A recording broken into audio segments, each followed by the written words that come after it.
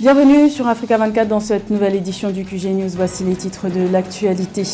Remise du rapport final de la commission politique du dialogue national au Sénégal. Après 2 semaines de travaux, plusieurs points d'accord ont été trouvés. Une avancée pour consolider la démocratie sénégalaise selon le président Macky Sall. Le Tchad est débordé par l'afflux de réfugiés soudanais qui fuient le conflit entre les généraux au Soudan voisin.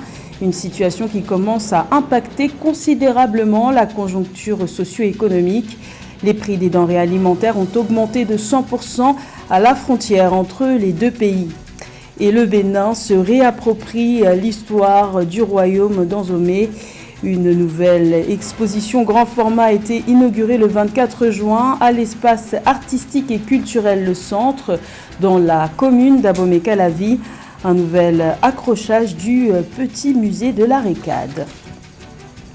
Mais tout d'abord au Soudan, les combats gagnent encore en intensité après la trêve de 72 heures qui s'est achevée le 21 juin. Au moins 12 civils ont péri ce dimanche sous les bombardements de l'armée régulière et des paramilitaires. Les événements se sont déroulés à Niala, ville du Darfour, située dans l'ouest soudanais. Jusqu'à présent, c'était surtout la ville d'El Geneina, située dans le Darfour ouest, qui était le théâtre d'affrontements avec plus d'1 millier de civils tués depuis le début des combats, selon l'ONU, qui dénonce même des crimes contre l'humanité. Cette guerre de pouvoir entre les deux camps a déjà fait au total près de 2800 morts et plus de 2,5 millions de déplacés et réfugiés. Au Sénégal, le rapport final de la commission politique du dialogue national lancé le 31 mai dernier a été remis le 24 juin au président Macky Sall. Après 2 semaines de travaux, sans la participation d'une partie de l'opposition, la commission politique a acté un consensus sur plusieurs points, des points d'accord que le chef de l'État sénégalais présente comme des pistes pour faire avancer la démocratie sénégalaise, alors que sa position sur un éventuel 3e mandat se fait toujours attendre. Le point avec Cheikh Omar Kamara. Le président sénégalais Macky Sall a salué samedi 24 juin à Dakar les conclusions du dialogue national qu'il avait lancé le 31 mai 2023, parlant à ce sujet d'un travail de qualité avec des propositions pertinentes et réalistes qu'il dit avoir acceptées globalement. À cette occasion, le chef de l'État s'est félicité également des 12 points d'accord du rapport sur les 16 points en débat. Il s'agit entre autres de l'éventualité d'une révision du procès de Karim Wade condamné en 2015 à 5 ans de prison pour enrichissement illicite et la modification de la loi pour ouvrir la voie à une candidature de l'ancien maire de Dakar, Khalifa Sall, à la présidentielle de 2024. Suivant la présentation de la synthèse du rapport général qui rend compte des travaux du dialogue national, j'ai noté sur les questions politiques 12 points d'accord sont des points majeurs sur les termes de référence qui figuraient dans le programme de discussion de la commission politique. Ce résultat est excellent, il faut s'en réjouir, dans la mesure où chacun de ces 12 points d'accord est une piste pour faire avancer la démocratie sénégalaise. La commission politique a en effet cristallisé toutes les attentions du fait du contexte préélectoral avec la présidentielle de février 2024. Le président Sall s'est félicité des consensus trouvés par les acteurs. Nous allons donc, dans des délais très raisonnables, trouver les moyens de présenter à l'Assemblée nationale en procédure d'urgence les mesures législatives, mais aussi les mesures réglementaires, les décrets et autres arrêtés dans la suite qui vont refléter les accords qui ont été obtenus au profit de tous pour contribuer à la consolidation de notre modèle démocratique qui est déjà un modèle extrêmement avancé. Et j'ai eu à le dire, le Sénégal n'a pas de leçons à recevoir en matière de démocratie de personnes. Des formations politiques de l'opposition dont le parti PASTEF de l'opposant Ousmane Sonko et des organisations de la société civile n'ont pas participé au dialogue initié par le président Sall. En lieu et place, elles ont conduit un dialogue parallèle dénommé Dialogue du peuple et piloté par le F24, la plateforme des forces vives contre le 3e mandat. Les conséquences des affrontements au Soudan se font ressentir au Tchad, pays voisin qui partage plus de 1000 km de frontières. Le Tchad, terre d'accueil pour des milliers de réfugiés, commence à être débordé par cet afflux massif, d'autant plus que la situation socio-économique déjà difficile se dégrade avec l'augmentation de 100% des prix des denrées alimentaires à la frontière entre les deux pays. Les explications dans ce reportage de notre correspondant Mahamat Ramadan. Au Tchad, l'afflux massif des réfugiés soudanais dans les villes frontalières commence à impacter sérieusement la situation socio-économique des populations locales. Les prix des denrées alimentaires ont augmenté de plus de 100% sur les marchés et les produits pharmaceutiques se raréfient. Les populations de ces localités qui font déjà face au manque d'eau potable sont obligées de partager leurs points d'eau avec des milliers de réfugiés. Dès le premier jour du conflit à Khartoum, d'abord sur le prix des denrées alimentaires, tels que le sucre, le farine, ont augmenté un peu plus à 40%. Et aujourd'hui, on est à peu près à 70% de l'augmentation du prix d'avant.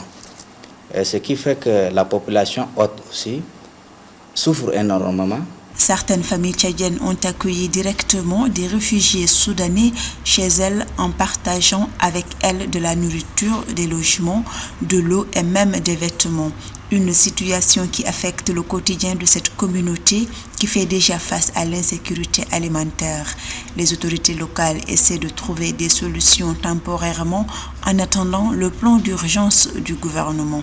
Vous savez, le Tchad, de l'histoire, c'est un pays qui avait une hospitalité qui est très spéciale. Et aussi, toute population qui vit entre deux frontières, c'est des populations qui ont des liens. Se déplacer, beaucoup se sont logés même chez ses parents qui sont tchadiens et aussi de proches amis et ainsi de suite. Pour rappel, le Tchad fait face à l'arrivée massive des réfugiés soudanais sur son territoire. Bien que la frontière entre les deux pays soit officiellement fermée, le Tchad, avec son couloir humanitaire, continue d'accueillir des milliers de réfugiés chaque jour, dont une centaine de blessés. À ce jour, plus de 116 000 Soudanais ont trouvé refuge au Tchad et le nombre continue d'évoluer. Le royaume du Danzomé au féminin, c'était le thème de la soirée d'inauguration de la nouvelle exposition grand format le 24 juin dans la commune d'Abomey-Calavi au Bénin, à l'espace artistique et culturel, le centre. Il s'agit d'un nouvel accrochage du petit musée de la Récade. Plus de détails dans ce reportage de notre correspondant Lefti Ounou. Nouvelle réorganisation, nouvel accrochage du petit musée de la Récade, un événement à l'image d'une rentrée artistique à l'espace le Centre Art et Société à Lobozumpa, dans la commune d'Abomey-Calavi au Bénin. L'inauguration du nouvel accrochage du petit musée de la Récade s'est faite par le spectacle du groupe de danse patrimonial de percussion et performance Pépitar et de la représentation de la pièce de théâtre intitulée Rouenoussou, présentée par des enfants de le centre sous la direction artistique du metteur en scène Didier Sedora Nassé-Gandhi. Cette représentation, qui regroupe 32 enfants de 4 à 12 ans, a révélé le récit des masques et des personnages oubliés de l'histoire du royaume du Dahomey. Un spectacle sur le royaume du Dahomey qui met entre autres en relief le peuple souverain, la reine Zoïdi, une esclave devenue reine, et à Dandosan, de son nom de prince Akakpo, le 9e roi d'Abomey. Vous savez, il y a eu 28 récades qui ont été restituées en 2020 par l'association des antiquaires de Saint-Germain. Et aujourd'hui, l'accrochage d'une nouvelle récade qui est une pièce magnifique du roi Béanzi. À cette occasion, je me devais ici d'être présent, je me devais de dire toute la joie, toute la satisfaction du gouvernement pour ce que fait le petit musée de la Récade. Entièrement métamorphosé, du petit musée à la salle d'exposition et à sa bibliothèque, le centre abrite l'exposition collective dénommée Le Royaume du Dahomey au féminin jusqu'au 17 septembre 2023. Il s'agit d'un vernissage par lequel de jeunes designers graphiques de l'école Africa Design School, basée à Seme City, se sont exprimés à travers des séries de dessins et illustrations numériques.